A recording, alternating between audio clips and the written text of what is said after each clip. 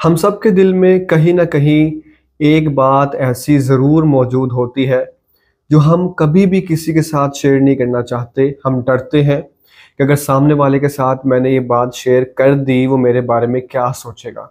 मुझे जज करेगा या मेरी क्या इज़्ज़त रह जाएगी?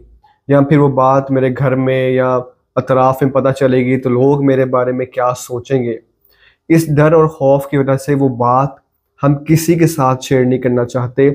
लेकिन बात शुरू में छोटी होती है, उसकी शिद्दत कम होती है, उसका नुकसान कम होता है। रोज़मर्रा की बुनियाद पर रूटीन लाइफ में बार-बार वो हमें पिन करती है, हमारे दिल पे स्क्रैचेस छोड़ती है, ख़राश लगाती है।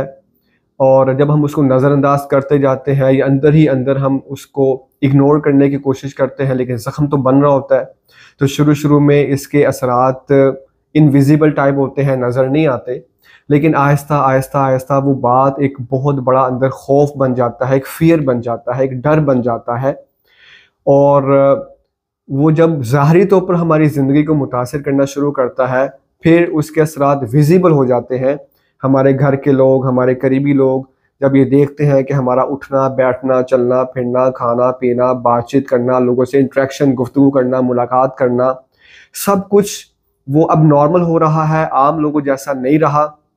फिर लोग हमसे सवाल करते हैं। फिर जब वो ज़िंदगी बहुत बुरे तरीके से मुतासिर हो जाती है और एक वो मेंटल डिसऑर्डर बन जाता है, एक ज़हनी मर्ज़ बन जाता है, फिर हम बताते हैं जी मेरे साथ ये मसला है, मेरे साथ ये मसला है। लेकिन तब तक बहुत देर हो चुकी होती है, वो एक ज़हनी मर्ज़ बन जाता है। फिर बाकायदा मेडिकेशन की ज़रूरत पड़ती है, फिर बाकायदा एक लंबी चौड़ी काउंसलिंग की ज़रूरत पड़ती है। वो एक नया सफ़र फिर शुरू करना पड़ता है उसके इलाज के लिए।